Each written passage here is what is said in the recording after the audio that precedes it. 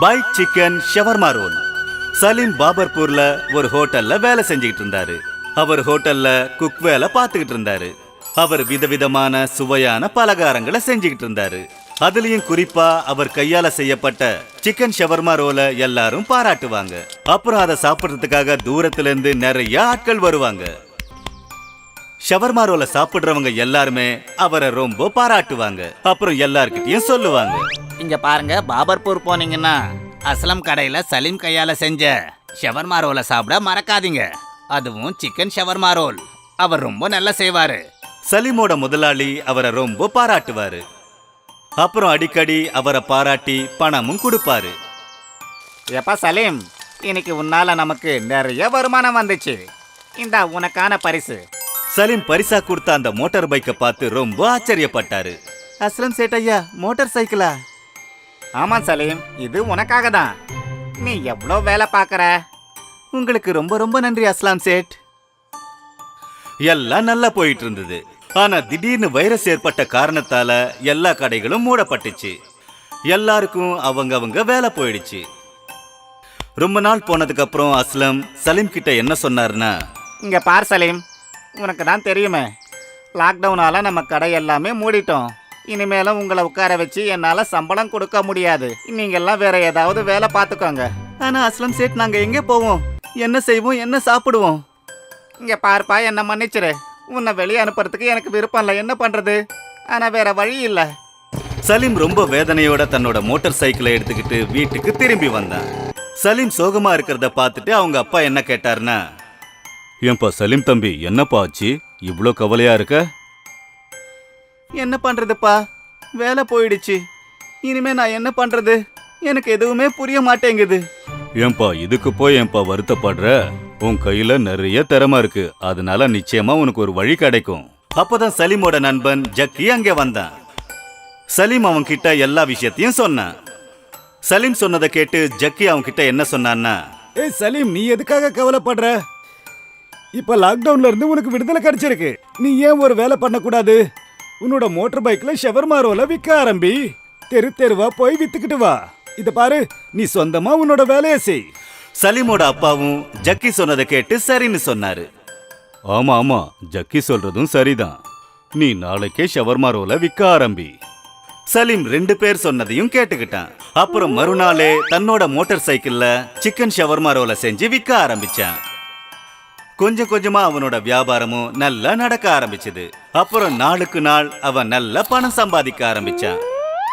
அப்புறம் அக்கம் பக்கத்துல இருக்கிறவங்க எல்லாரும் தினமும் மோட்டார் சைக்கிள் சிக்கன் ஷவர்மா ரோல்காரருக்காக வெயிட் பண்ணிட்டு இருந்தாங்க. Big food ambulance. மத்தவங்களுக்கு உதவி செய்யறது ஒரு பெரிய விஷயம். அந்த மாதிரி குணங்களை கொண்டவன் தான் விகாஷ். அவன் சின்ன வயசுல இருந்தே எல்லாருக்கும் உதவி செய்யணும்னு யோசிப்பான். அதனால அவனோட கிராமத்துல எல்லாரும் அவனுக்கு மரியாதை கொடுத்தாங்க. அதனாலதான் அவன் நர்சிங் கோர்ஸ் படிச்சான். அவன் ஒரு நர்ஸ் ஆயிட்டான். அவன் நகரத்திலையும் கிராமத்திலையும் சுத்தி ஹாஸ்பிட்டல்ல வேலைக்காக தேடிக்கிட்டு இருந்தான். Sir, good morning. நான் என்னோட நர்சிங் கோர்ஸை முடிச்சிட்டேன். நான் எல்லா ஜனங்களுக்கும் அப்புறம் நோயாளிகளுக்கும் சேவை செய்ய ஆசைப்படுறேன். நீங்க எனக்கு உங்க ஆஸ்பத்திரியில வேலை கொடுக்குறீங்களா? அப்படியா? நீ சேவை செய்யணும்னு ஆசைப்படுறியா? அப்ப நான் என்ன இங்க ரொட்டியா சுட்டுக்கிட்டு இருக்கேன்? பெருசா சேவை செய்ய வந்துட்டாரு. முதல்ல இங்க இருந்து கிளம்பு. சேவை செய்யணும்னா சொந்தமா நீயே ஒரு ஹாஸ்பிட்டல தர. விகாஷ் எங்கெல்லாம் போறானோ அங்க அவனை வெளியே துரத்திடுவாங்க. ஒரு நாள் அவன் கிராமத்துக்கு நடுவுல டீ குடிச்சுக்கிட்டு இருந்தான். அப்பதான் அவனோட ஃப்ரெண்டு சூரஜ சந்திச்சான். அப்புறம் 2 பேரும் பேசிக்கிட்டு இருந்தாங்க. எப்பா விகாஸ், நீ எப்படி இருக்க? உன்னோட வேலையெல்லாம் எப்படி போயிட்டு இருக்கு? என்ன வேலைப்பா? நான் ஜனங்களுக்கு சேவை செய்யறதுக்காக நர்சிங் கோர்ஸை முடிச்சேன். ஆனா யாருமே எனக்கு வேலையை கொடுக்க மாட்டேங்கிறாங்க. ஏன்பா ஒரு வேலை பண்ண, நீ ஏன் ஒரு ஆம்புலன்ஸ் வாங்க கூடாது? இப்பெல்லாம் ஆம்புலன்ஸ்க்கு பயங்கர டிமாண்ட் தெரியுமா? அதனால உனக்கு நல்ல வருமானமும் கிடைக்கும். அப்புறம் சேவை செய்யணுங்கிற உன்னோட ஆசையும் நிறைவேறிடும். ஆனா நீ சாதாரண ஆம்புலன்ஸ் இல்ல, ஒரு புதுவிதமான ஐடியாக்களோட செயல்படுற மாதிரி ஒரு புது ஆம்புலன்ஸை நீ வாங்கணும். அதுக்கப்புறம் விகாஷ் ராத்திரி முழுக்க ரொம்ப யோசிக்க ஆரம்பிச்சான். அப்புறம் ஒரு பெரிய ஆம்புலன்ஸ உருவாக்க யோசிச்சான். அப்புறம் உடனே சூரஜ போய் பார்த்தான். அப்புறம் அவன் கிட்ட தன்னோட ஐடியாவை சொன்னான். சூரஜ், ரொம்ப தேங்க்ஸ். இன்னைக்கு உன்னாலதான் நான் இந்த ஐடியாவையே யோசிச்சேன். நான் ஒரு பிக்ஃபுட் ஆம்புலன்ஸ தயார் பண்ணணும்னு யோசிக்கிறேன். நான் அந்த பிக்ஃபுட் ஆம்புலன்ஸ் மூலமா ரொம்ப ஈஸியா ரோட்ல டிராபிக் எல்லாத்தையும் தாண்டி ரோட்ல ரொம்ப ஃப்ரீயா என்னால போக முடியும். அப்படி போனா நான் ரொம்ப சீக்கிரத்துல நோயாளிகளை கொண்டு போய் ஹாஸ்பிட்டல்ல சேர்த்துட முடியும். ஐடியா என்னமோ நல்லா தான் இருக்கு. நான் ஒரு மெக்கானிக்கல் இன்ஜினியர் இல்ல, அதனால இதுக்காக என்னாலையும் உனக்கு உதவி செய்ய முடியும். அப்படி ரெண்டு நண்பர்களும் சேர்ந்து ஒரு வாரத்துக்குள்ள ஒரு பிக்ஃபுட் ஆம்புலன்ஸ ரெடி பண்ணிட்டாங்க. அந்த வண்டியோட டயர்ஸ் ரொம்ப பெருசா இருந்துச்சு. அப்புறம் ஆம்புலன்ஸ் ரொம்ப உயரத்துல இருந்துச்சு. அது ரொம்ப பெருசா இருந்துச்சு. அதுல ரொம்ப சுலபமா 10 நோயாளிகளை ஒரே சமயத்துல கொண்டு போலாம். வாவ் சூரஜ், நீ மட்டும் இல்லன்னா என்னால இதை செஞ்சிருக்க முடியாது. Thank you very much. நீ என்னோட கனவை நிறைவேத்திட்ட.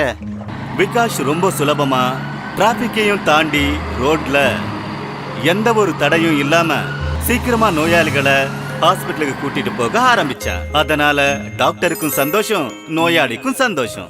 அன்னிலிருந்து விகாஷோட பெரிய டயர் ஆம்புலன்ஸ் நகரத்திலயும் கிராமத்திலயும் ரொம்ப ஃபேமஸ் ஆயிடுச்சு. அப்படியே கொஞ்ச நாள்ல விகாஷோட வருமானம் கூட அதிகமாயிடுச்சு. ஏன்னா அவன் எல்லார்கிட்டையும் கம்மியா பணம் வாங்கிட்டு சேவை செஞ்சுக்கிட்டு இருந்தான். Auto rickshaw concrete mixer. ஒரு கிராமத்துல மெஹத்தான்னு ஒரு பெரிய கான்கிரீட் வியாபாரி இருந்தாரு. அவர்கிட்ட நிறைய கான்கிரீட் மிக்சர் லாரி இருந்துச்சு. அவர் ரொம்பவே மோசமான பேராசை கொண்ட மனிதர். அங்க அவர்கிட்ட வேலை செய்யறவங்களுக்கு ஒழுங்கான கூலிய கூட தர மாட்டாரு. எல்லார்கிட்டயும் பொய்யான வாக்க கொடுத்து தன்னோட வேலைய செய்ய வைப்பாரு. ஒரு நாள் ராம்தீன்னு ஒரு ஆளு, அவர் மெஹதா கிட்ட வேலை செய்யறவரு, அவர்கிட்ட பார்க்க வந்தாரு. சார், இன்னைக்கு நான் ரிட்டையர் ஆக போறேன். உங்களுக்கே தெரியும்ல, நான் இங்க 20 வருஷமா வேலை செஞ்சுக்கிட்டு இருக்கேன்னு. அத மனசுல வச்சுக்கிட்டு எனக்கு கொஞ்சம் பணம் கொடுங்க. நான் என்னோட வயசான காலத்தை நிம்மதியா கழிப்பேன். ராம்தேன், என்ன நீ இப்படி தேவையில்லாமல்லாம் பேசிக்கிட்டு இருக்க? நீ இவ்வளோ நாள் வேலை செஞ்சதுக்கு அதுக்கான கூலியை சரியா கொடுத்துட்டேன். மறுபடியும் இன்னும் அதிகமா கேட்டா எப்படி? இது ஒன்றும் அரசாங்க வேலை இல்ல. மரியாதையா இங்க இருந்து போயிடு. அப்படி சொல்லிட்டு மெஹதா அவரை அடிச்சு தள்ளி வெளியே துரத்திட்டாரு. வீட்டுக்கு வந்த ராம்தீனுக்கு என்ன பண்றதுன்னே புரியல. அவர் சோகமா உட்கார்ந்து இருக்கிறத பார்த்துட்டு அவரோட பையன் சிவாஜி என்ன கேட்டான்னா, அட, என்னாச்சுப்பா? நீங்க ரொம்ப வருத்தமா இருக்கீங்க. கண்ணா, என்னோட ரிட்டையர்மெண்ட் சமயத்துல என்னோட முதலாளி மேத்தா கிட்ட ஏதாவது பணம் கொடுக்க சொல்லி கேட்டேன். ஆனா அவர் என்ன அடிச்சு தள்ளி வெளியே துரத்திட்டாரு. அதான் இனிமே என்னோட வாழ்க்கைய நான் எப்படி ஓட்டுறதுன்னு எனக்கு புரியவே இல்லப்பா. ஐயோ அப்பா, நீங்க கவலைப்படாதீங்க. என்கிட்ட ஒரு ஐடியா இருக்கு. கான்கிரீட் மிக்சர் வியாபாரத்தை பத்தி உங்களுக்கு நல்லா தெரியும் இல்லையா? நான் கொஞ்சம் பணத்தை சேர்த்து வச்சிருக்கேன்ப்பா. அதுல நாம ஒரு ஆட்டோ கான்கிரீட் மிக்சரை வாங்குவோம். சின்ன சின்ன கிராமங்கள்ல சின்ன சின்ன வீடுகளை கட்டுறதுக்கு ஒரு சின்னதா ஆட்டோ கான்கிரீட் மிக்சர் கிடைக்கிறது இப்போ ரொம்ப டிமாண்டா இருக்கு. மறுநாளே அவங்க 2 பேரும் போய் ஒரு ஆட்டோ கான்கிரீட் மிக்சர் வாங்கிட்டு வந்தாங்க. அப்புறம் சிவாஜி மொத்த கிராமத்திலையும் அவங்க அட்வர்டைஸ்மெண்ட் பேம்ப்லெட்டை ஓட்டினா. அப்புறம் மைக் மூலமா மொத்த கிராமத்துக்கும் விளம்பரமும் பண்ணா. சின்ன வீடுங்களுக்கு ரொம்ப குறைந்த விலையில ஆட்டோ கான்கிரீட் மிக்சர்.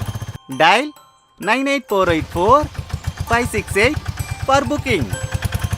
மறுநாள்ல இருந்து சிவாஜிக்கு ஆர்டர்ஸ் வர ஆரம்பிச்சது. கிராமத்துல இருக்கிற சின்ன ரோடுகள்ல கூட ஆட்டோ கான்கிரீட் மிக்சர் சுலபமா போச்சு. அதனால எல்லா ஜனங்களும் யாரெல்லாம் சின்ன வீடு கட்டுறாங்களோ எல்லாரும் சிவாஜி அப்புறம் ராம்தீனோட ஆட்டோ கான்கிரீட் மிக்சரை புக் பண்ண ஆரம்பிச்சாங்க. போக போக 2 பேரும் சேர்ந்து நிறைய பணம் சம்பாதிக்க ஆரம்பிச்சாங்க. கண்ணா, உண்மையிலேயே நீ ரொம்ப நல்ல வேலை செஞ்ச. நாம இப்ப இன்னும் ஆட்டோ கான்கிரீட் மிக்சரை ஏன் வாங்க கூடாது? நாம சில பேரை கூட வேலைக்காக வச்சுக்கலாம்ல. நீ என்னப்பா சொல்ற? ஆமாப்பா, நீங்க சரியா சொன்னீங்க. அவங்களுக்கும் தினமும் பழப்பு நடக்கும். அப்புறம் நம்ம வியாபாரமும் உயரும். நம்ம நாளைக்கே போய் 10 ஆட்டோக்களை வாங்குவோம். இந்த விஷயத்த கேள்விப்பட்டு மெஹதா கிட்ட வேலை செய்யறவங்க நிறைய பேர் அவர்கிட்ட போய் என்ன சொன்னாங்கன்னா, இங்க பாருங்க மேத்தா சார், இப்ப ராம்தீன் எங்களுக்கு வாக்கு கொடுத்துருக்காரு. அதாவது 1 வருஷத்திலேயே ஒரு ஆட்டோ கான்கிரீட் மிக்சருக்கு முதலாளி ஆக்குறேன்னு சொல்லியிருக்காரு. இதுக்கப்புறமும் நாங்க இங்க வேலை செய்யறதுக்கு தயாரா இல்ல. அப்படி சொல்லிட்டு எல்லாரும் ராம்தன் கிட்ட வேலை பார்க்க வந்துட்டாங்க. இப்ப அவர்கிட்ட 20 ஆட்டோ இருக்கு. அப்புறம் நிறைய பணம் சேர்ந்துச்சு.